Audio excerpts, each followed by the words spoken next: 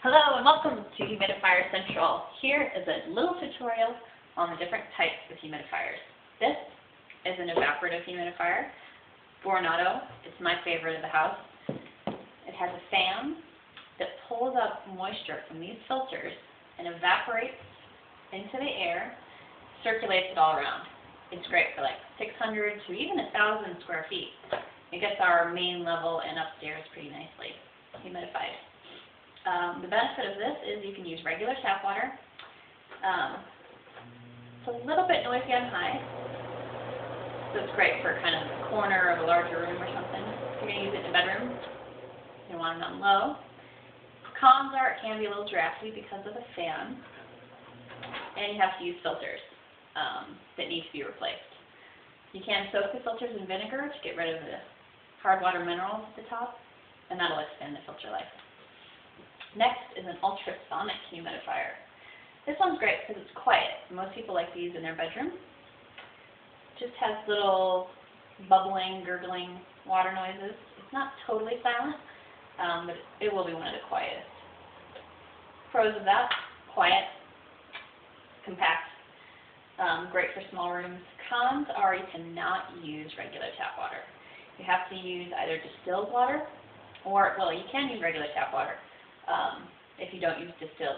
But if you use regular water, you need to put a demineralization cartridge in here to suck up the minerals, or else you're going to propel the minerals out in the air. It's going to give you white dust. And it's going to get all over your furniture, which isn't as big of a deal, but it's also going to get in your lungs because it's going to be in the air, and the minerals are going to get in there and kind of irritate your lungs. Over time, it can be an issue. And then finally, this is a warm mist humidifier.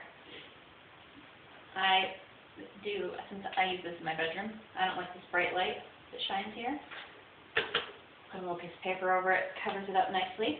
And so what this does is it boils the water right here, this little heater cartridge, sends the steam up out in the room, humidifies nicely, especially in winter, because I don't really want the draft of the cold air coming out.